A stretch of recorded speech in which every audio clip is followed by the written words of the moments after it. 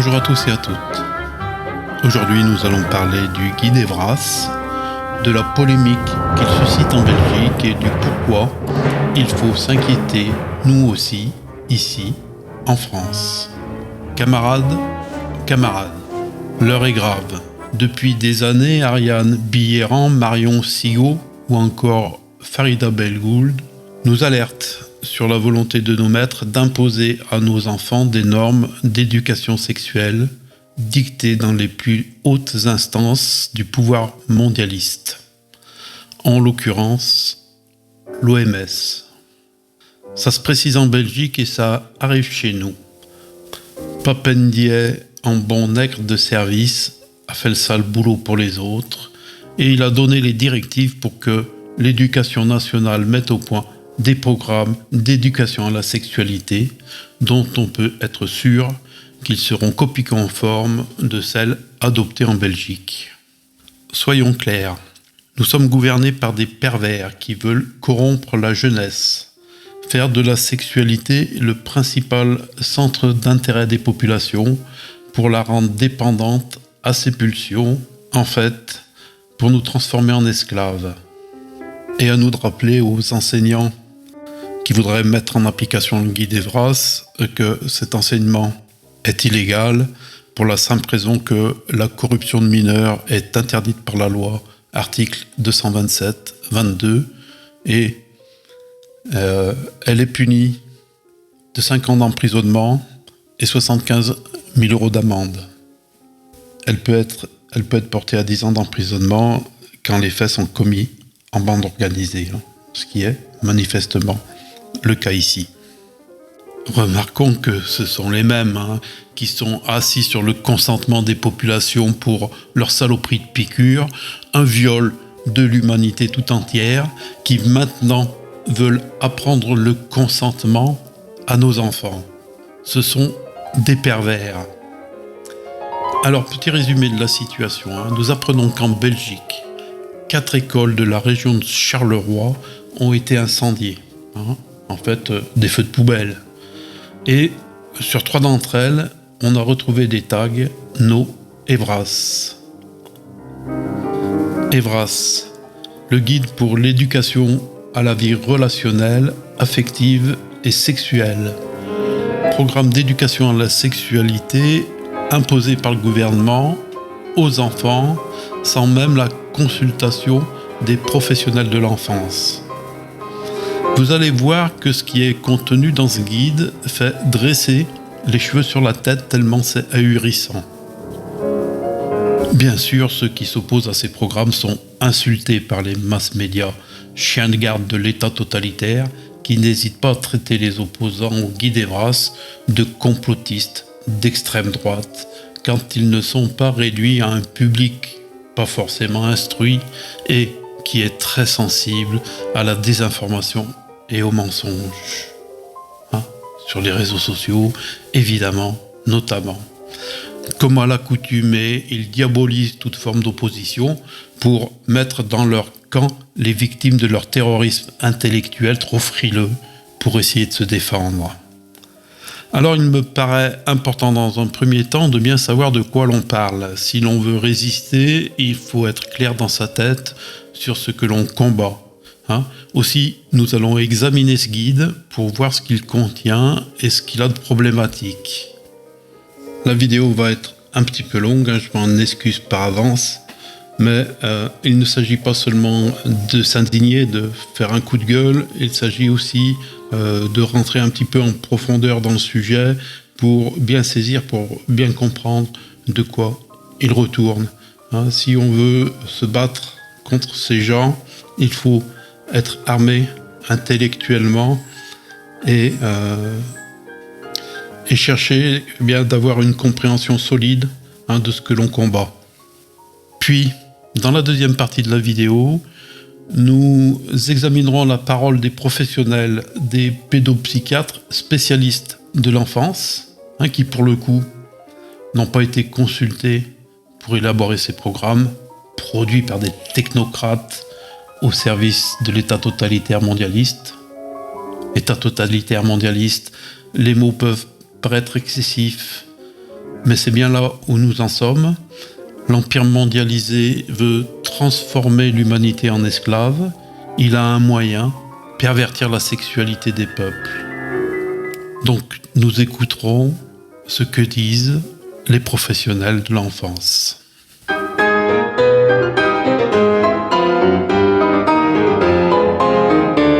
Alors le guide pour l'Evras, à destination des acteurs et actrices de l'éducation à la vie relationnelle, affective et sexuelle en milieu scolaire.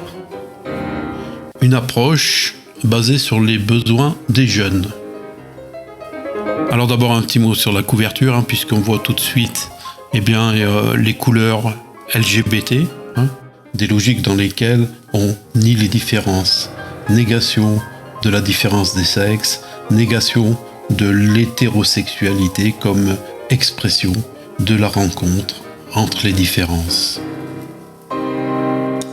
Alors ensuite, il y a toutes les associations complices pour donner de l'illusion d'un consensus sur ces questions, puisqu'ils racontent tous la même chose, mais ils racontent tous la même chose simplement parce qu'ils sont subventionnés, parce qu'ils sont achetés, parce que ce sont des corrompus. Ces organismes de propagande sont donc la fabrique du consentement proprement dit. L'Evras est justifié par la loi. On ne nous dit pas pourquoi, mais en fait on s'aperçoit qu'ils ont rendu obligatoire l'éducation à la sexualité parce qu'ils ont préalablement décrété que l'éducation à la sexualité était un droit des enfants. Comme ils y ont droit, on le rend obligatoire et c'est nous qui décidons pour eux ce qu'ils ont besoin comme éducation à la sexualité. Plus totalitaire que ça, ce n'est pas possible. Plus violentant que ça, ce n'est pas possible. C'est-à-dire que les instances dirigeantes incompétentes, puisqu'elles sont politiques, décident pour tous quelle éducation à la sexualité doivent recevoir les enfants, sans consultation, évidemment, ni des parents, ni des professionnels de la santé des enfants. Alors, voyons comment ils se définissent eux-mêmes, qu'on écoute quand même ce qu'ils nous disent. Alors voilà, l'éducation à la vie relationnelle, affective et sexuelle, en abrégé Evras, est un processus éducatif qui implique notamment une réflexion en vue d'accroître les aptitudes des jeunes à opérer des choix éclairés, favorisant l'épanouissement de la vie relationnelle, affective et sexuelle, et le respect de soi et des autres. Il s'agit d'accompagner chaque jeune vers l'âge adulte selon une approche globale dans laquelle la sexualité est entendue au sens large et inclut notamment les dimensions relationnelles, affectives, sociales, culturelles, philosophiques et éthiques. Les démarches de l'Evras se fondent sur des valeurs de respect, d'égalité, d'accueil des différences et d'ouverture à l'autre.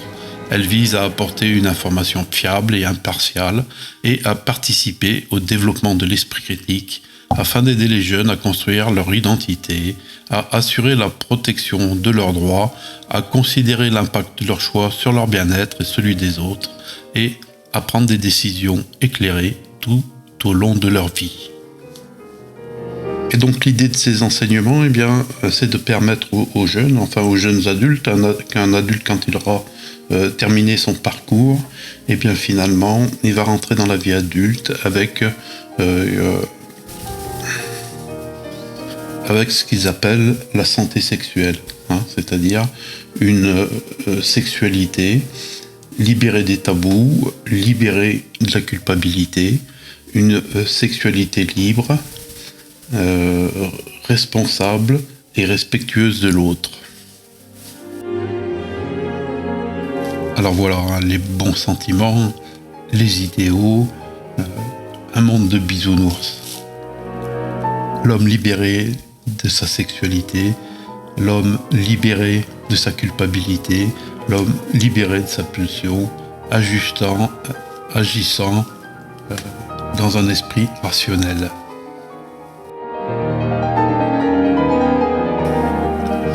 Alors nous, on sait que ça se passe pas comme ça, hein. C'est ce que j'ai expliqué dans ma vidéo Le rire de Sarah. Eh bien, la sexualité, c'est un triptyque qui est l'interdit, hein, l'interdit qui produit deux choses, la transgression et la culpabilité. Et l'union de la transgression et de la culpabilité, eh bien, ça produit la créativité. Mais l'interdit, hein, l'interdit qui est une chose naturelle, qui est propre à notre psychisme, hein, lié par la nécessité que nous avons d'être clivés, c'est-à-dire d'un sexe particulier. On ne peut pas être homme et femme à la fois. Il faut qu'on soit clivé, et ce clivage, c'est l'interdit qu'il pose. Nous n'avons pas le choix de ça, hein. Et supprimer cet interdit, hein, comme veulent le faire finalement ceux qui parlent de libération sexuelle, eh bien, supprimer l'interdit, ça veut dire libérer la pulsion. Mais nous l'avons vu, eh bien, la pulsion a le défaut d'être dévorante, d'être intolérante. Et donc, libérer la pulsion a une seule conséquence, c'est finalement d'en devenir esclave. Hein. Nous devenons esclaves de nos pulsions quand nous ne savons pas les maîtriser au moyen de l'interdit. Et eux, dans leur idéologie, ils suppriment l'interdit, et ils suppriment l'interdit, ils le remplacent par le consentement.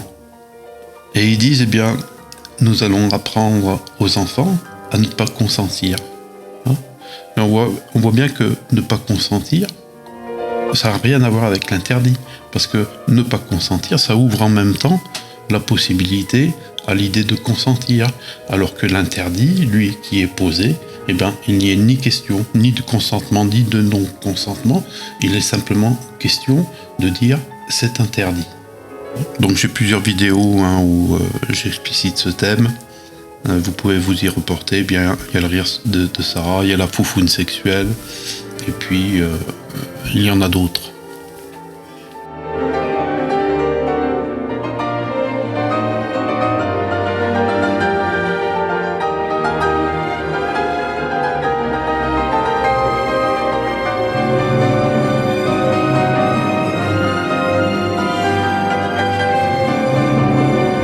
Donc comment ça se présente, hein? Eh bien, l'Evras a déterminé 9 thèmes qui vont être examinés, réexaminés tout au long du parcours scolaire des enfants. Ça commence à 5 ans jusqu'à 18 ans.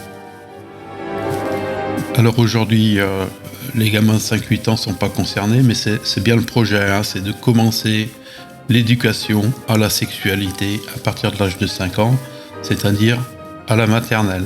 Hein. Et nous verrons ce qu'ils proposent, eh bien, à la maternelle. Donc les 9 thèmes, eh bien, sentiments et émotions, relations interpersonnelles, corps et développement humain, valeurs, culture, société, droit et sexualité, identité de genre, expression de genre et orientation sexuelle, sexualité et comportement sexuel, les violences, la santé sexuelle et reproductive et les thématiques transversales. Voilà. Donc pour chaque âge, eh bien, ils ont fait des petites fiches qui définissent les objectifs des apprentissages. Hein. Par exemple, la première fiche, donc pour les enfants de 5 à 8 ans, dans la catégorie eh bien, émotions primaires et sentiments, on apprend aux enfants à identifier et exprimer les différents types d'émotions primaires et de sentiments, colère, joie, avec l'idée bien que il faut reconnaître qu'il est juste et important d'exprimer et expérimenter ses émotions et ses sentiments. Eh bien, pourquoi pas, mais rien que dans ce premier thème, eh bien, on s'aperçoit que c'est précisément l'idée de libérer la pulsion, exprimer ses émotions, c'est exprimer son être pulsionnel. Hein, alors que l'éducation nous invite au contraire à apprendre à maîtriser nos émotions, hein, à ne pas se laisser emporter par elles, parce que lorsqu'on se laisse emporter par nos émotions, on en arrive facilement à faire des bêtises. Hein. Et l'éducation, c'est précisément ça, hein, c'est-à-dire aider l'enfant à passer de ce mode pulsionnel où il veut et il exige parce qu'il a faim, parce qu'il veut, parce qu'il désire, parce qu'il est un être désirant, lui apprendre la frustration, accepter qu'il ne soit pas tout puissant, qu'il ne puisse pas tout obtenir, et c'est ça qui va le faire grandir. Donc on voit ici finalement dans cette première fiche qu'on est déjà dans des principes qui sont contraires à l'idée même d'éduquer. Hein ? Alors bien sûr, apprendre à reconnaître ses émotions, ses sentiments, etc., c'est certainement une bonne chose. Il faut remarquer que traditionnellement, on a des outils. Hein, l'intériorité se découvre par la prière. Et évidemment, dans ces enseignements-là, ces démarches d'intériorité n'existent pas, hein, bien sûr. Alors, deuxième fiche, hein, toujours pour les 5-8 ans. Connaître et exprimer les sentiments amoureux. Les sentiments amoureux, les premiers amours, amour secrète, béguin. Voilà. On est avec les 5-8 ans et ils veulent parler de sentiments amoureux, des premiers amours. Est-on sûr que l'enfant de 5-8 ans est concerné par ce genre de questions ? Non. On sait, les psychologues le savent et ils nous le disent, la phase de l'enfance, hein, entre l'Oedipe, donc qui est le moment de rupture avec la mère nourricière, et l'adolescence, c'est-à-dire le moment où vont se déclencher les hormones qui vont finalement mettre l'individu en route pour la sexualité, hein, la puberté. Et il y a une période de latence où la pulsion sexuelle, ou disons la dimension sexuelle de la pulsion est refoulée, hein, c'est-à-dire que le petit enfant à 7 ans, il n'est pas amoureux, hein, il y a de la camaraderie, hein, entre garçons, entre filles, il y a de l'admiration pour les professeurs, mais il n'y a pas de sentiment amoureux, ça n'existe pas. L'enfant n'est pas un adulte en miniature sur lequel on pourrait projeter notre façon d'être au monde et vouloir que l'enfant vive de la même chose. Donc non, hein, l'enfant n'est pas amoureux. En particulier, il n'est pas amoureux de son professeur, hein, il n'est pas amoureux de son tonton.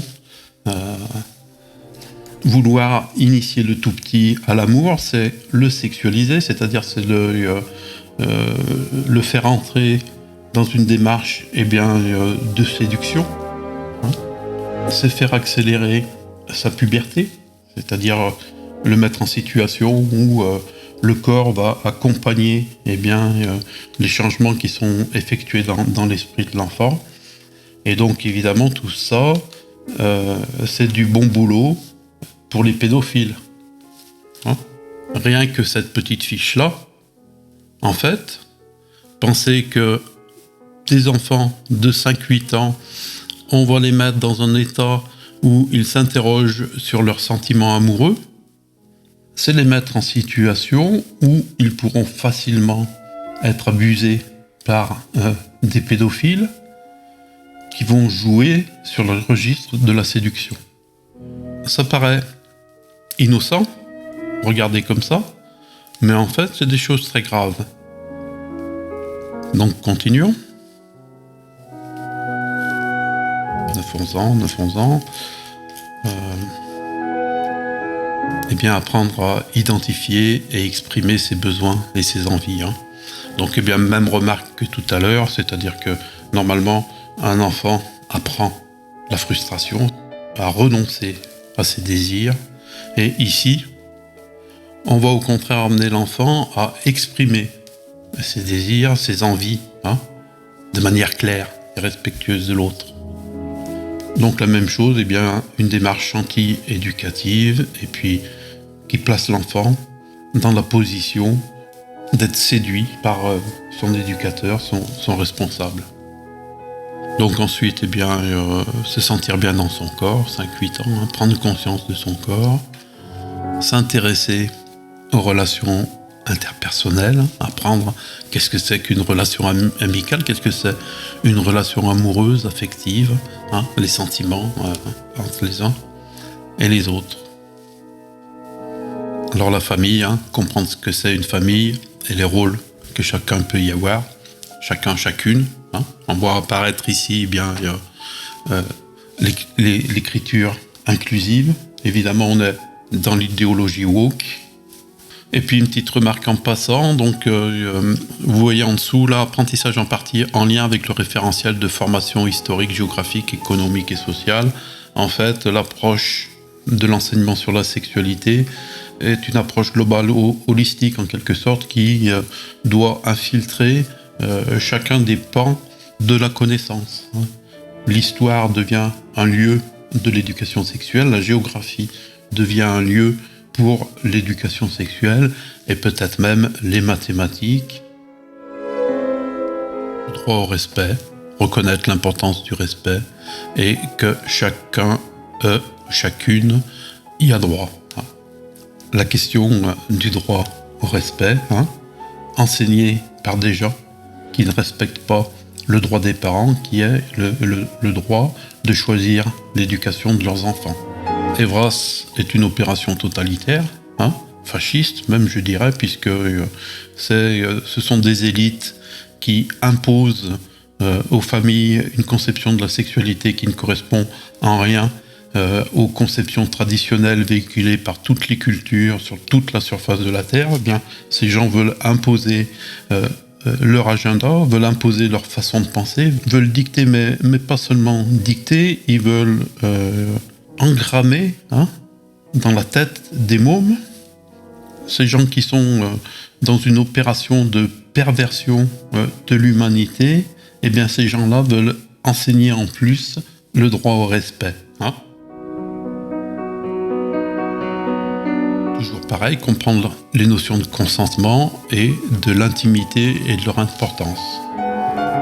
Bon alors, évidemment, l'intimité, effectivement, la pudeur, effectivement, sont des valeurs importantes, mais quand on fait des cours de sexualité aux enfants, on ne respecte pas leur intimité. C'est pas ça, respecter l'intimité. Et puis là, on est en train d'apprendre à un enfant, finalement, que le consentement, c'est son propre choix. C'est lui qui va devoir être en mesure de refuser, finalement, les avances qu'un adulte peut lui faire. D'ailleurs, ils utilisent cet argument de nous dire, on va apprendre à l'enfant à se protéger des prédateurs sexuels. Et vous voulez pas qu'on apprenne aux enfants à se protéger des prédateurs sexuels? C'est sans doute parce que vous avez des choses à cacher, c'est sans doute parce que vous êtes vous-même des pédophiles. Mais non, là ils sont en train d'apprendre à l'enfant que ça va être à lui de dire oui ou de dire non. Et que si on lui apprend qu'il a la possibilité de dire non, on lui apprend forcément en même temps qu'il a la possibilité de dire oui. Alors que l'enseignement traditionnel, c'est l'interdit. C'est pas oui ou non, c'est non. Et puis, on ne demande pas aux enfants de se protéger contre les prédateurs sexuels. On protège les enfants, c'est notre rôle d'adulte, de protéger les enfants des prédateurs sexuels. Et on peut prendre des mesures parce qu'on sait. Ici, par exemple, dans ce type d'enseignement, qui est-ce qui va être intéressé par l'idée d'aller enseigner la sexualité à des enfants? Ça tombe sous le sens que ce boulot-là va attirer les prédateurs sexuels. Quand ils disent, ça va être un enseignement fait par des professionnels. Oui, des professionnels, mais probablement avec beaucoup de tordus, beaucoup de pervers, simplement parce que ils vont trouver là un moyen d'approcher les gosses. C'est un moyen d'approcher les gosses et de parler de sexualité. Finalement, c'est tout ce que souhaite le pédophile. Et donc, nous, en tant qu'adultes, on n'a pas à apprendre à nos gamins à se protéger de ces tordus. On a à empêcher ces tordus de s'approcher de nos gamins. C'est-à-dire que la pédophilie, on lutte contre au niveau des adultes. Mais on ne met pas dans la tête de l'enfant que c'est lui qui est responsable de sa propre protection. Hein, puisque non seulement en le mettant responsable de sa propre protection, on le met en situation où il peut finalement accepter des avances de prédateurs sexuels, mais on le met en position de culpabilité, c'est-à-dire que ça va être sa faute en plus. Ils disent oui, mais vous comprenez, les enfants sont soumis à la pornographie. Donc on va faire une éducation à la sexualité des enfants pour finalement les protéger, leur faire apprendre la pornographie en même temps que la pornographie. Non, s'il faut protéger les enfants de la pornographie, c'est en s'attaquant à la pornographie. C'est pas en apprenant la sexualité aux enfants. Si on veut protéger un enfant de la pédophilie, on s'attaque aux pédophiles. Et on ne fait pas reposer ça sur les épaules des enfants. Donc on continue chez les 5-8 ans, l'importance de la communication, prendre conscience que la communication est importante pour toutes les relations, blablabla, passons. Apprendre à vivre en collectivité, blablabla, passons encore. Donc ensuite, 5-8 ans, apprendre l'anatomie du corps. Donc, bras, poumons, tête, cœur, cerveau, fesses. Les fesses sont une partie non sexuée du corps, bien sûr. Tout le monde sait ça. Donc, partie non sexuée du corps spécifique, mâle et femelle, et intersexe. Donc, à partir de 5 ou 8 ans, on commence à leur parler d'intersexe, on leur décrit les organes sexuels, dans des enseignements mixtes, évidemment, avec les filles et les garçons. Identifier les organes sexuels mâles et femelles. Utiliser les bons termes pour normer les parties de son corps. Bien. Et ensuite, évidemment, la reproduction, grossesse, naissance des bébés, enfance, adolescence, âge, etc., etc. Poser un regard positif sur son corps et accepter la diversité des corps. Toujours pareil, référentiel, apprentissage en partie en lien avec le référentiel science. C'est-à-dire que l'apprentissage de la sexualité, c'est pas seulement dans le cours de sexualité, c'est quand vous allez dans les leçons de sciences et vie, et bien effectivement, c'est à ce moment-là que ces parties finalement du guide Evras vont pouvoir être mises en place, enseignées. Et puis toujours à une période où l'enfant est pas concerné par ces problèmes de sexualité. S'il a un zizi, c'est pour faire pipi, et pas pour faire autre chose. Et encore une fois, amener le petit dans la sexualité, c'est lui mettre dans la tête des préoccupations qu'il n'a pas, et c'est nuire à ses capacités d'apprentissage. C'est-à-dire que l'éducation à la sexualité, ça participe en long, en large et en travers à la fabrique du crétin. Parce que l'enfant ne peut pas tout faire à la fois. Il ne peut pas avoir des préoccupations d'ordre sexuel, sentimental, séduction, que sais-je, et en même temps apprendre, être concentré sur les apprentissages. L'éducation à la vie sexuelle, c'est la fabrique du crétin, incontestablement. Bon, les 5 sens, l'hygiène corporelle, etc., pourquoi pas. Alors ensuite, on continue, toujours chez les 5-8 ans, les étapes du cycle de la vie, comprendre les différentes étapes du cycle de la vie et les identifier dans son histoire personnelle et familiale, en référence à la science, pourquoi pas. Alors ensuite, un chapitre valeurs, culture, société, droit et sexualité, qui va finalement apprendre bien qu'est-ce que c'est qu'une norme, qu'est-ce que c'est qu'une valeur. Alors là, il s'agit d'un apprentissage, mais on s'en serait douté, un apprentissage du relativisme culturel. C'est-à-dire qu'il n'y a pas de valeur supérieure aux autres. Chacun a ses propres valeurs et il faut savoir respecter les valeurs des autres. C'est-à-dire qu'il n'est nullement question d'avoir soi-même des valeurs qu'on veut finalement faire adopter comme bien commun. Le principe religieux, c'est les croyances communes en certaines valeurs, et ces croyances communes en certaines valeurs s'imposent à la communauté tout entière. Il n'y a pas de religion sans notion de communauté et de valeurs communes. Et bien ici, effectivement,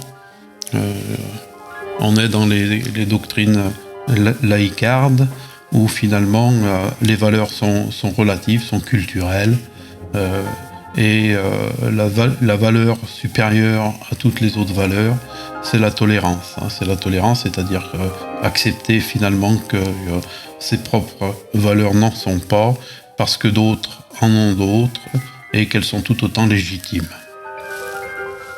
Voilà, ensuite les normes, c'est un peu la même chose. Influence des pairs. Bon, prendre conscience que l'influence des pairs peut exister de différentes manières et être bonne ou mauvaise. Je ne sais pas ce qu'ils veulent dire par là.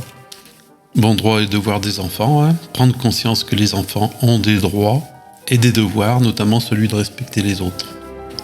Alors vous remarquerez que dans tout le blabla ensuite, le mot devoir n'apparaît aucune fois, à part seulement dans cette idée de celui de devoir respecter les droits des autres. Donc là, on est tout à fait dans la religion droit de l'homiste, où l'individu se définit comme étant un individu de droit. Avoir conscience de ses droits, reconnaître que les enfants bénéficient d'une protection particulière, reconnaître que chacun a les mêmes droits, y compris en matière de sexualité. Bon, on va apprendre à un enfant de 5 à 8 ans qu'il a des droits en matière de sexualité. Bon. Et puis respecter les droits des autres, évidemment. On va pas trop s'étendre sur cette question des droits de l'homme, mais je voudrais faire une petite remarque en passant. C'est que ici, c'est la question, c'est d'apprendre aux enfants qu'ils ont le droit de ne pas être violentés.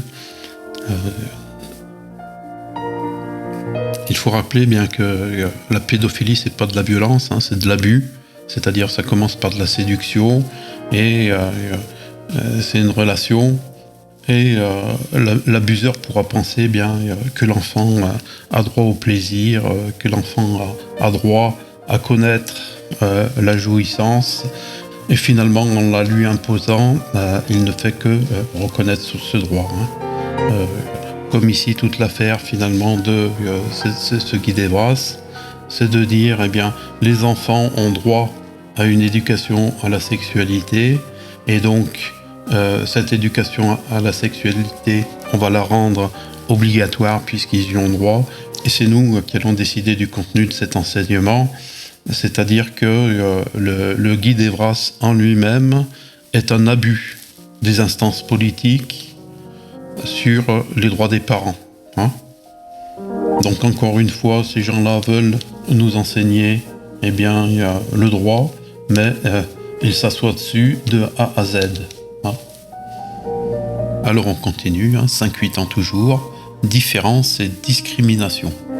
Prendre conscience des différences et des discriminations, les différences liées au sexe biologique, au genre, à la culture, la couleur de peau, à l'âge, à l'orientation sexuelle, à la religion, à l'état de santé, etc. etc. Donc, eh bien, évidemment, c'est toujours la même approche égalitariste. Donc, toujours la même idéologie égalitariste, où on parle des différences, mais d'une certaine façon pour les nier en tant que porteuses de valeurs, puisque ici, les différences sont présentées comme une source de discrimination. Nous sommes donc dans l'idéologie égalitariste. Ici, il faut faire remarquer une chose, c'est que l'enfant de 5-8 ans, disons l'enfant de 5 à son adolescence, eh bien c'est pendant cette période-là qu'il va construire son identité, qui va devenir une personne, quelqu'un. Mais cette construction de l'identité, elle a un corollaire, c'est qu'elle se fait en fait dans le rejet de l'autre. C'est-à-dire que on se construit une identité personnelle en rejetant certaines valeurs qu'on attribue à d'autres. On l'a vu, l'homme au départ a une nature androgyne. Pour acquérir l'hétérosexualité, eh bien, il est obligé de rejeter sa dimension, sa part homosexuelle, que ce soit chez les garçons et chez les filles. Et puis l'enfant se construit une identité en se pensant d'un groupe supérieur aux autres. C'est la guerre des clochers. Chacun se pense supérieur à l'autre. C'est dans la nature de l'être humain. Et c'est par ce phénomène-là que l'identité se construit. Ici, l'approche qui fait des différences une source de discrimination, c'est-à-dire la différence qui fait que... C'est-à-dire que l'idée que les différences c'est mal, en fait, est contraire même au principe d'individuation, d'identité. Parce que je suis ce que je suis en n'étant pas ce que je ne suis pas. Encore à ce sujet, ma vidéo sur les supporters de football, la minute de la haine. Donc finalement, à vouloir éduquer au principe de tolérance, ce qui est finalement une bonne chose. La tolérance, c'est évidemment une valeur qu'il faut savoir défendre. Eh bien, on s'engage dans une direction anti-éducative. Parce que la tolérance, en réalité, elle apparaît une fois qu'on est soi-même bien ancré en soi, on peut être tolérant à l'autre. Mais si on est toujours dans la plainte, dans la revendication, dans le j'ai droit à ci, j'ai droit à ça, eh bien c'est là qu'on va devenir intolérant parce que on ne saura plus accepter l'autre dans son identité. Donc il faut d'abord se construire une identité, une identité fabriquée sur le sentiment de la supériorité. C'est-à-dire si on fait ces choix-là, c'est parce que ces choix sont les meilleurs choix. Si on a telle croyance, c'est parce qu'on pense que cette croyance est la meilleure croyance. Donc on se construit en se positivant soi-même, mais cette positivation de soi, c'est en même temps rejeter les croyances des autres, les idées des autres. Ceux-là font pas aussi bien que nous parce qu'ils ont des mauvaises croyances. Voire pour rappel, donc la séparation d'Abraham avec Lot.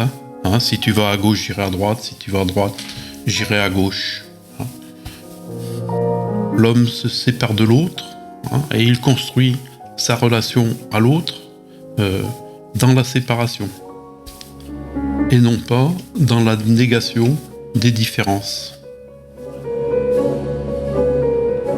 Ensuite, normes sociales, culturelles et religieuses des rôles de genre. Prendre conscience que les normes sociales, culturelles et religieuses ont un impact sur le rôle des genres. D'accord. Endoctrinement à la culture woke, sur la question du genre, chez le tout petit. Donc, évidemment, ça introduit à la suite, identité de genre, expression de genre et orientation sexuelle. Donc pour les 5-8 ans, prendre conscience de l'identité de genre, c'est-à-dire prendre conscience finalement que les stéréotypes de genre, c'est-à-dire ce qui caractérise l'homme ou ce qui caractérise la femme, est quelque chose de construit par les normes sociales et que ça peut être remis en cause. On va leur apprendre que leur identité de genre et le sexe biologique, c'est pas la même chose. Jusqu'à aller dire que reconnaître que certaines personnes ont une identité de genre différente du genre assigné à la naissance est basée sur le sexe biologique. Dès 5-8 ans, ils sont complètement ravagés, ces gens, quoi. On va mettre dans la tête des gamins de 5-8 ans des idées de dingo, en fait. Bon, je poursuis. Consolider sa propre identité de genre. Et bien, évidemment, consolider son identité de genre, c'est commencer à apprendre, finalement, que l'identité de genre n'est pas celle du sexe biologique et qu'on peut construire une identité de genre de son choix. Identifier et exprimer son identité de genre. Voilà. C'est-à-dire que on va demander à un petit garçon de réfléchir à l'idée de savoir si finalement il ne serait pas plutôt une petite fille. Ils sont barrés. Ensuite, eh bien, prendre conscience qu'il existe différentes attirances sexuelles ou romantiques. Alors là aussi, à des enfants de 5-8 ans, on va leur apprendre qu'il y a des homosexuels et que l'homosexualité, c'est quelque chose de tout à fait normal. Au moment même où finalement, l'enfant est en train de construire sa propre hétérosexualité et construit, comme je l'ai déjà expliqué, son hétérosexualité, eh bien, en rejetant, en enfouissant, en refoulant tout ce qui, dans ses pulsions, pourrait le conduire à de l'homosexualité. Là aussi, l'identité se construit dans le rejet de l'autre. Et là, eh bien, on veut apprendre au petit garçon ou à la petite fille que finalement, il pourrait tout aussi bien faire le choix d'être un homosexuel. Ce qui de toute façon n'est pas grave puisque on entre dans une société de l'acceptation de ces tendances. Alors qu'on sait en fait que ça a toujours été comme ça, les homosexuels ont été rejetés partout dans le monde tout le temps. Et il n'y a aucun avantage pour une personne humaine à devenir un homosexuel simplement parce que les hétérosexuels rejettent les homosexuels. Et on voudrait faire de la propagande pour que ce ne soit plus comme ça, c'est-à-dire que les hétérosexuels acceptent les homosexuels, sauf que ceux-ci se construisent dans ce rejet de l'homosexualité. Il y a une nature humaine dont il faut tenir compte. Poursuivons. Eh bien, les droits et les devoirs, prendre conscience que chaque personne a des droits et des devoirs à respecter. Il me semble qu'on en a déjà parlé, mais là aussi on voit que ça tourne sur la question du respect de l'autre, quelle que soit son identité de genre, son expression de genre et son orientation sexuelle. On va insister. Bon, comprendre ce qu'est l'amitié, l'amour, être amoureux et amoureuse, la tendresse, la sexualité. Je répète ce que j'ai déjà dit, cette période donc de l'enfance qui va de l'Oedipe à la puberté, c'est une période, ce que les psychologues appellent une période de latence, dans laquelle l'enfant refoule tout ce qui est lié à sa sexualité. Et à cet âge-là, eh bien, on veut mettre dans la tête des enfants à s'intéresser à ces questions-là, en faire un souci sur quelque chose dont le moteur est pulsionnel. Pulsionnel, ça veut dire qui va de l'avant, qui essaye de s'imposer, qui a sa propre dynamique. Et donc, on va amener l'enfant à s'intéresser ou à se laisser conduire et porter par cette dimension pulsionnelle, alors qu'il est dans une phase d'apprentissage et que pour apprendre, il faut que l'esprit de l'enfant soit libéré de cet aspect pulsionnel, de la pulsion sexuelle. Voilà.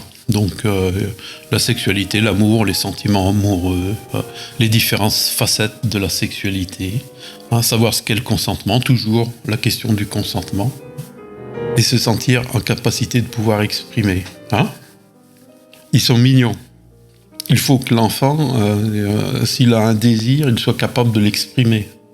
Et ils veulent protéger les enfants de la pédophilie en apprenant aux enfants qu'ils doivent pouvoir exprimer leur désir, un désir qui aura pu être éveillé par un prédateur sexuel, et ensuite lui enseigner le consentement, c'est-à-dire qu'il peut choisir entre dire non et dire oui.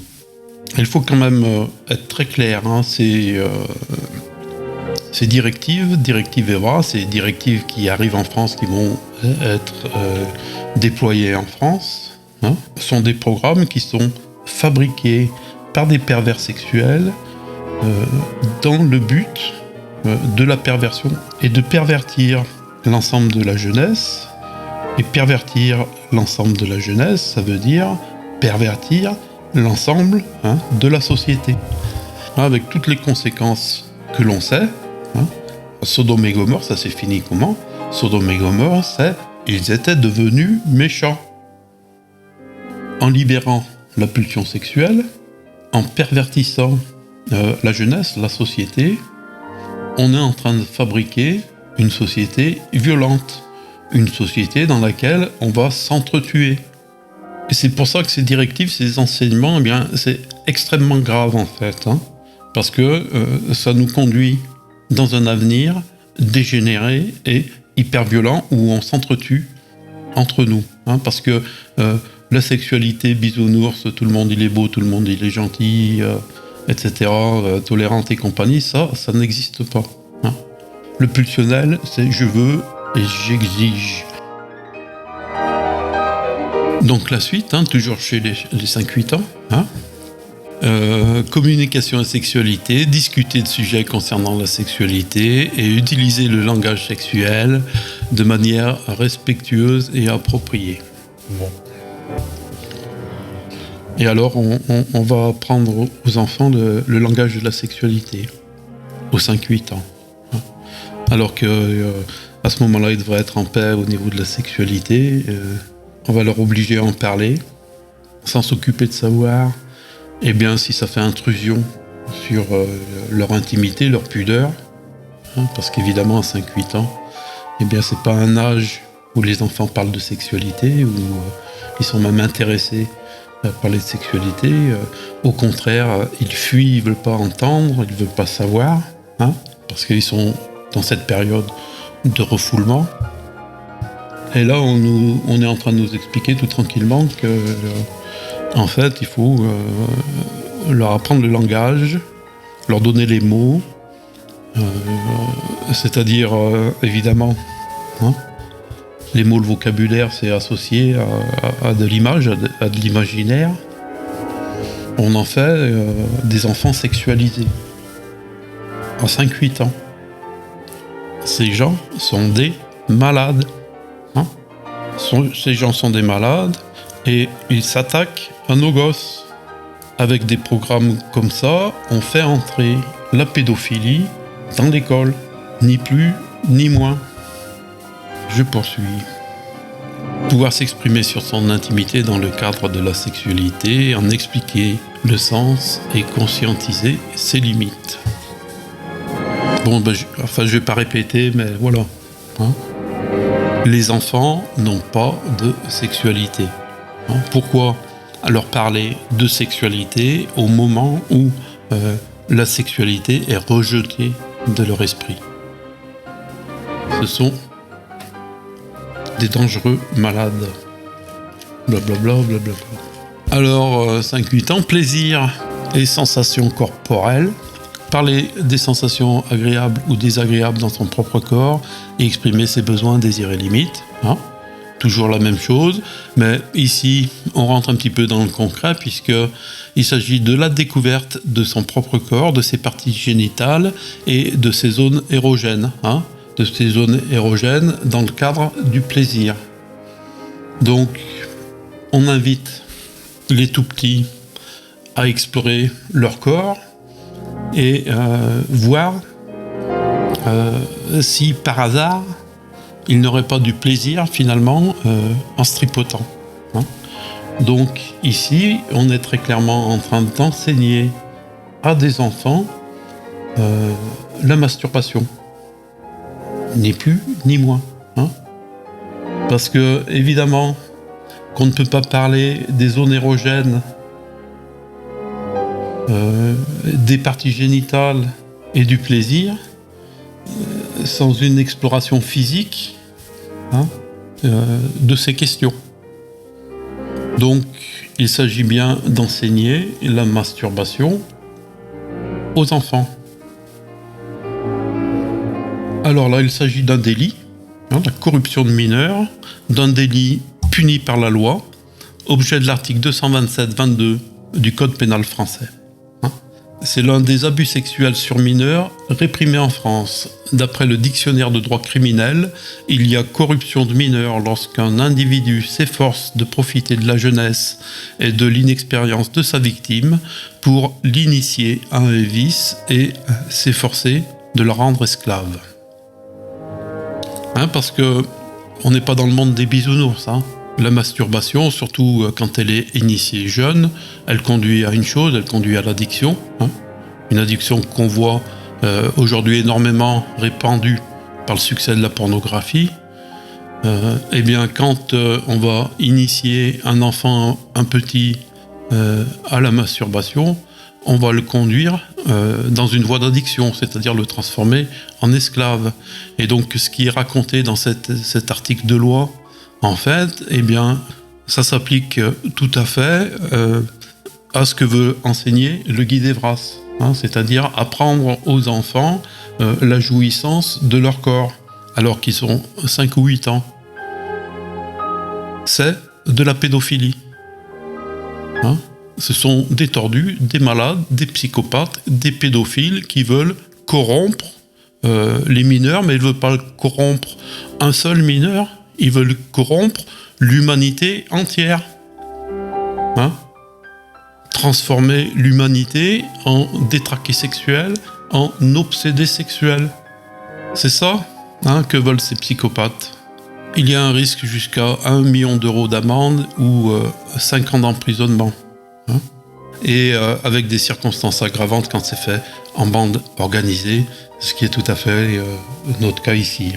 Et il serait pas inutile pour les parents de rappeler à ceux qui auraient des velléités dans l'idée d'appliquer ce qui est contenu dans le Guy d'Evras, eh bien qu'ils s'exposent à des poursuites en justice en raison de l'interdiction de la corruption de mineurs. Nous sommes réellement, objectivement, face à des agissements qui sont contraires à la loi, à la morale, à la pudeur et au bien de nos sociétés. Et il est évident qu'il faut prendre des moyens, des mesures pour se défendre de ces psychopathes. Ressentir, exprimer ce qui est agréable ou désagréable en fonction de son propre ressenti, des sensations corporelles. Ressentir, exprimer le plaisir, la satisfaction ou le plaisir lié au toucher de son propre corps. Éventuellement des apprentissages qu'on peut faire au cours d'éducation physique. Bien-être et santé. Et allez. Et puis bien sûr, apprendre l'amour, identifier l'amour, être amoureux et amoureuse, la tendresse et la sexualisation dans les médias. Une première initiation à la pornographie. Bon, j'ai déjà finalement commenté ça, des dingues, c'est tout. Passons. Les violences. Alors, partie des violences, effectivement, puisque les gars, là, ils prétendent, en fait, lutter contre la violence en enseignant la sexualité. Ce qui est complètement dingue, puisque, comme je l'ai expliqué, la pulsion est dévorante, la pulsion est englobante, totalitaire, et elle ne peut conduire que libérer la pulsion ne peut conduire qu'à l'augmentation de la violence. Bon, il y aurait à dire, on est dans l'idéologie, reconnaître qu'aucune forme ou type de violence n'est autorisée, excepté la légitime défense. Moi, je croyais qu'il y avait aussi la violence de l'État, la police, la justice, l'armée, qui sont des formes de violence réglementaires et réglementées, mais autorisées. Apparemment, eux, ils ne le savent pas. Reconnaître que la violence n'est jamais de la faute de la victime, même quand elle est perpétrée par un membre de la famille. Bon. On sait très bien le syndrome du persécuté dans la cour de récréation, c'est-à-dire le gamin qui, jargit, va emmerder son copain jusqu'au moment où il prend une baffe. Et donc le gosse qui a pris la baffe, donc qui est violenté, il est bien le coupable de la violence. Et c'est pas parce qu'il est victime de l'acte violent qu'il n'en est pas l'origine. Mais ça, elle va leur faire comprendre. Ensuite, voilà, reconnaître qu'on peut se soutenir reconnaître qu'on peut chercher de l'aide en tant que victime, reconnaître qu'on peut chercher de l'aide en tant qu'auteur de violence. Victime ou auteur de violence, au final, mis sur un pied d'égalité, évidemment, l'égalité de la justice. 5-8 ans toujours. Reconnaître le harcèlement. Alors, je ne sais pas comment ils font pour donner tous ces enseignements, comment tous ces enseignements ils peuvent être transmis, mais en réalité, on voit bien que la question, c'est pas 1 heure de cours ou 2 heures de cours par-ci, par-là, c'est mettre au service toute une administration éducative au service de cet enseignement. Donc ici, par exemple, sur la question du harcèlement, eh bien, ça peut être un enseignement donné par le maître ou la maîtresse, finalement, en toute occasion. Bon, allez, pourquoi pas, passons. Alors, il y a aussi toute une série d'apprentissages sur les violences sexuelles. Apprendre à reconnaître l'agression sexuelle et les façons de se protéger. Savoir reconnaître les différents types et les différentes formes de violence. Les règles de sécurité. Et donc là, on fait une intrusion dans le psychisme de l'enfant, puisque on le met en situation d'être agressé sexuellement, qu'il en prenne conscience, qu'il réfléchisse sur cette hypothèse, quelque chose qu'il ne devrait pas penser. L'inceste, c'est quelque chose de tabou. Le tabou, c'est quelque chose dont on ne parle pas, qu'on ne pense pas, et on n'en parle pas et on ne le pense pas simplement parce qu'on ne veut pas le faire advenir. Ici, on met l'enfant qui ne devrait pas penser à ces choses-là, dans la tête qu'il est dans cette situation d'être un agressé sexuel. Ce qui, pourquoi pas, pourrait le mettre à désirer la chose et à rechercher, finalement, ce qu'on lui présente comme étant une possibilité. On est encore ici, à travers ces méthodes d'effraction dans le psychisme des enfants, d'ouvrir en eux la porte pour les pédophiles. Prendre conscience des sentiments et émotions pouvant être éprouvés à la suite d'une agression sexuelle. C'est des enfants. Ils ont entre 5 et 8 ans. Les adultes qui écrivent ce genre de choses sont des tarés. Des tarés. Il faut bien comprendre ici l'énorme violence qu'il y a, qui sont contenues dans ces directives. Puisque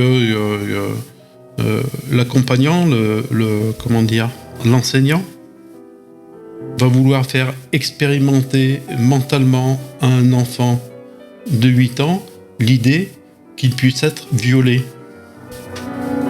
Mais il faut être taré pour faire des choses pareilles, quoi. Et ce Guy Devras, en fait, c'est une abomination. Plus odieux, plus horrible, plus dégueulasse que ça n'existe pas. Bon, ensuite on continue, violence basée sur le genre, évidemment. Le genre est un problème, et est un problème,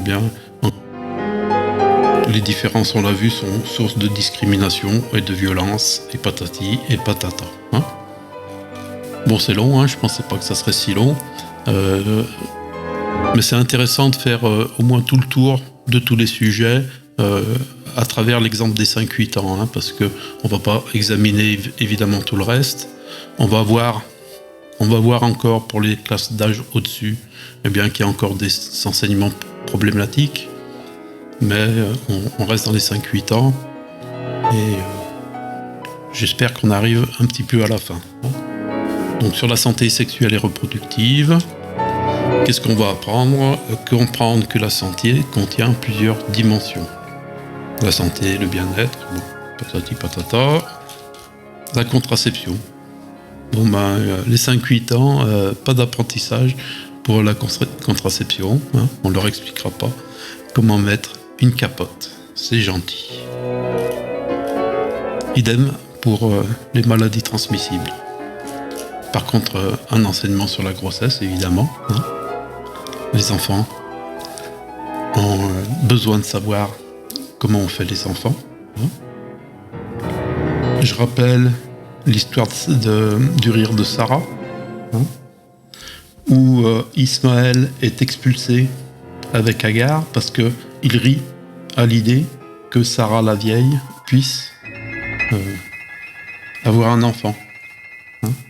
C'est-à-dire que l'idée même qu'une personne adulte finalement éprouve du désir est transgressif dans l'esprit du petit Ismaël, et c'est cette transgression, hein, qui le conduit à être rejeté au désert. Hein. Et donc, ici, les adultes, eh bien, ils veulent se mettre dans cette situation d'être transgressifs, hein, par rapport à l'univers mental de l'enfant. Ensuite, eh bien, avoir ou non des enfants, bien évidemment, c'est la question qui va se poser, hein, avec les différents schémas familiaux, hein, l'homoparentalité, comment on fait pour avoir des enfants quand on est 2 hommes ou 2 femmes. Hein. Voilà. Est-ce qu'on va commencer à expliquer en fait les moyens, hein, la GPA, la PMA, est-ce que ça pourrait être enseigné au cours préparatoire ? Peut-être. Et puis enfin, en dernier, bien, je pense que c'est les thématiques transversales. On va aller vite, donc comprendre les risques et opportunités liés à l'utilisation des outils numériques, en particulier les réseaux sociaux, hein, qui sont toujours l'ennemi évidemment. Hein.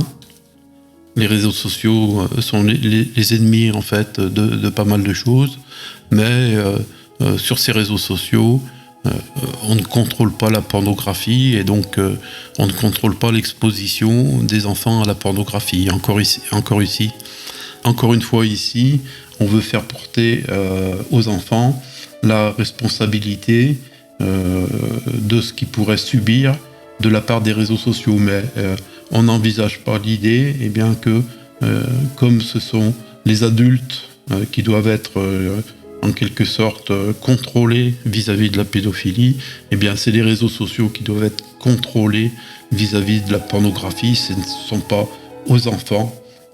Nous n'avons pas à apprendre à nos enfants à se protéger de choses dont ils ne doivent rien savoir. Hein. C'est notre rôle d'adulte de protéger les enfants et pas les enfants à se protéger eux-mêmes.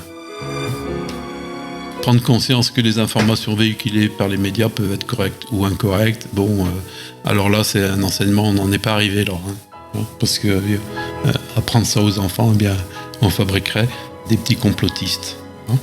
Entraide et adultes de confiance, comprendre que les amis.es, la famille, les enseignants.es et les membres de la communauté peuvent être des personnes de confiance. Bah oui, pourquoi pas, hein.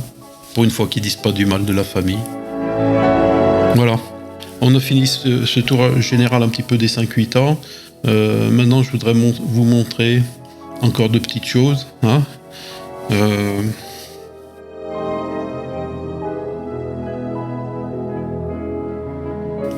Alors voilà, on a fait le tour. C'était, il me semble, important. Hein. On a vu juste pour les enfants 5-8 ans, hein, c'est-à-dire le programme dans ce qu'il a de plus léger. Bien sûr, ensuite, ça monte en puissance petit à petit pour les 9-11 ans, pour les 12-14 ans, pour les 15-18 ans. Chaque fois, les mêmes thèmes sont repris et approfondis. Il s'agit d'un véritable accompagnement à la sexualité, donc commencer à la maternelle, où on invite l'enfant à se positionner comme un être sexuel. Il faut lui apprendre son corps, il faut analyser ses sensations, ses sentiments, évidemment en rapport avec la sexualité. Il apprend qu'en matière de sexualité, tout est possible, tous les choix sont possibles, que l'homosexualité vaut l'hétérosexualité. C'est dit en préambule du guide. On lit « Ce guide pour les VRAS se veut inclusif et non hétéronormatif pour permettre à tous et à toutes de pouvoir s'identifier et se reconnaître dans le cadre de l'EVRAS sans être mis de côté. » On apprend donc à tout âge qu'on peut changer de sexe si on le désire, qu'il existe des solutions de reproduction pour les couples homosexuels, la PMA pour les filles, la GPA pour les garçons. Il apprend que toutes les valeurs se valent, c'est-à-dire qu'il n'y a pas de valeur. Il apprend la tolérance pour toutes les formes et toutes les sortes de pratiques sexuelles.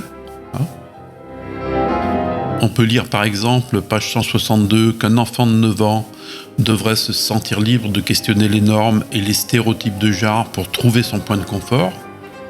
Il s'agit de l'ensemble des éléments pouvant être mis en place par une personne transgenre afin de favoriser le sentiment de bien-être par rapport à sa propre identité de genre. Adopter une démarche différente ou pas, changer sa façon de s'habiller ou pas, prendre des hormones ou pas, recourir à des opérations chirurgicales ou pas. C'est-à-dire qu'une jeune adolescente peut se faire enlever les seins, la traumatisant à vie, la mutilant à vie et l'empêchant définitivement de pouvoir un jour allaiter un enfant qu'elle aura désiré. Donc voilà, c'est des gens qui sont en plein délire dans leur idéologie. Le problème principal reste quand même la question de l'initiation à la sexualité, c'est-à-dire inciter un enfant à partir de 5 ans à faire de la sexualité un de ses centres d'intérêt. Ce sont des enseignants qui visent à imposer l'idéologie woke débilitante, mais ce sont également des enseignements dans l'intérêt des pédophiles, puisque l'enfant sexualisé sera évidemment une proie facile.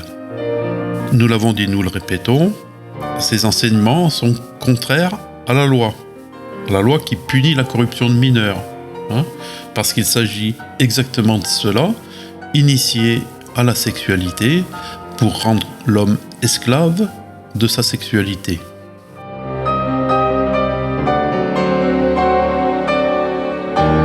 Alors pour finir, je voudrais revenir sur l'opposition à ces programmes, parce qu'ils nous disent, oui, c'est l'extrême droite, oui, c'est les islamistes, c'est des réactionnaires rétrogrades, c'est toujours les mêmes, Civitas. Les médias ici, comme toujours,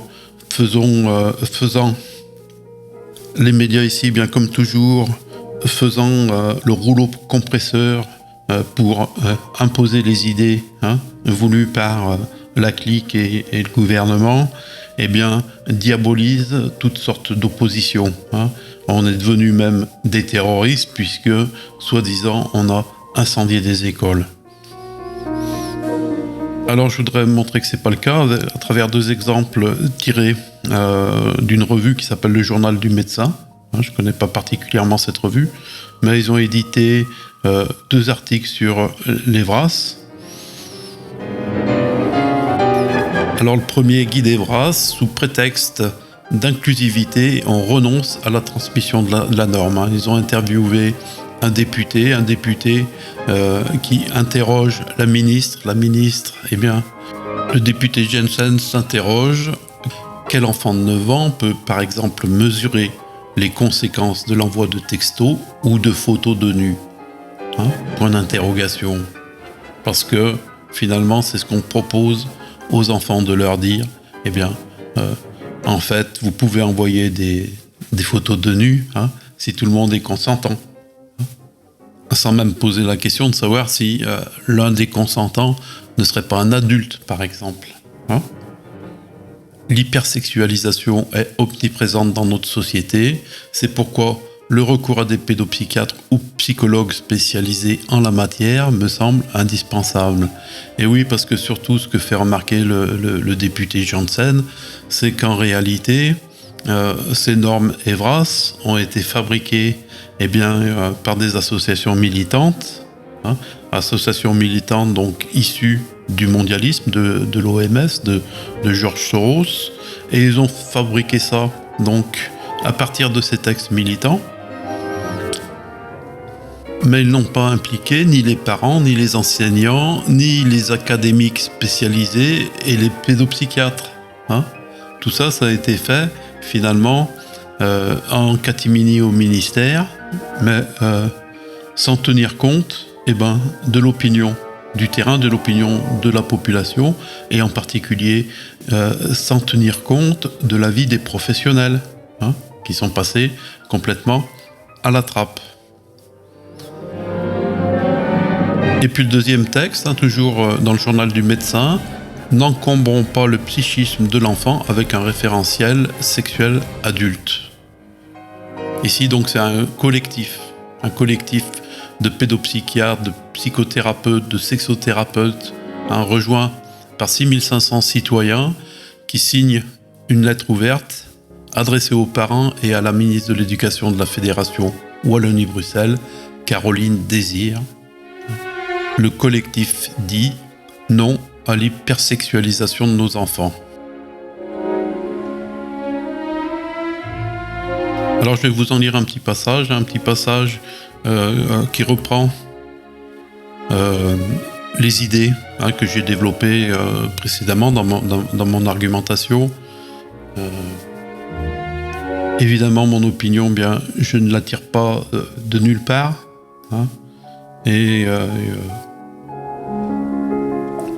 c'est pour montrer qu'elle est en accord finalement avec ce que disent les pédopsychiatres.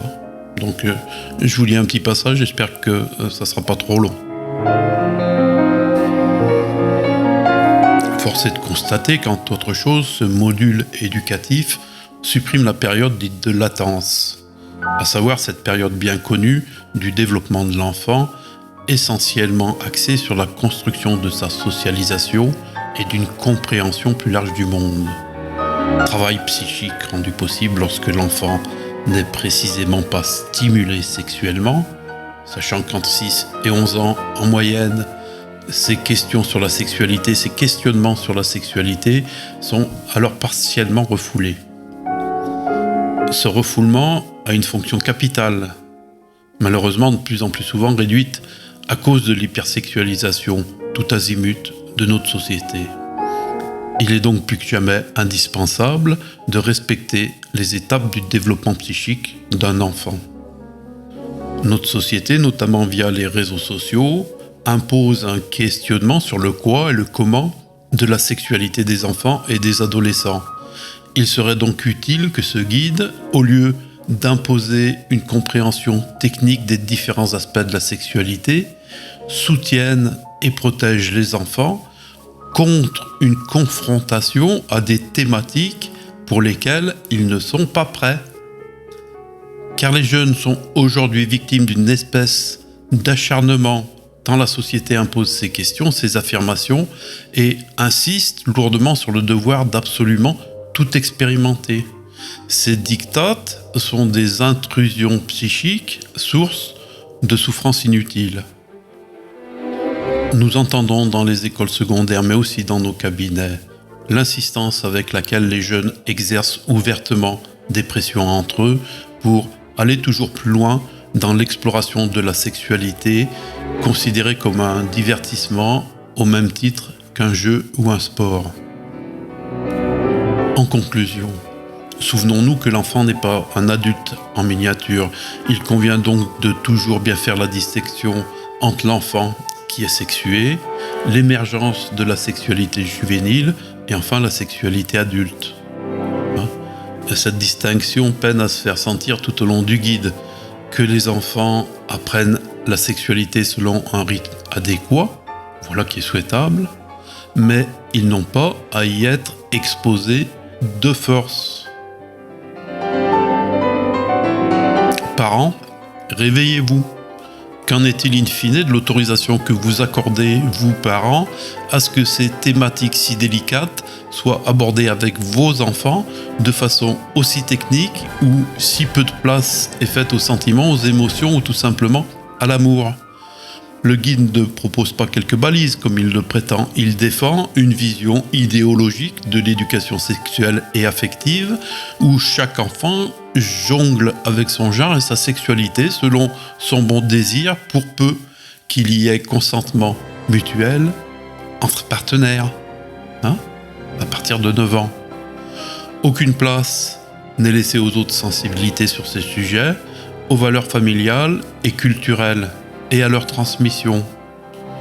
Nous réclamons donc d'urgence un moratoire sur l'imposition de ce tout nouveau guide Evras, le tout dans un esprit constructif et afin de le retravailler, cette fois-ci tous ensemble, les parents et les professionnels de l'enfance n'ont pas été consultés, donc cette fois-ci tous ensemble, et de manière réellement démocratique, en veillant notamment à inclure les parents et autres gardiens, et pas seulement les enfants et les associations censées les représenter. Merci. Point. À la ligne.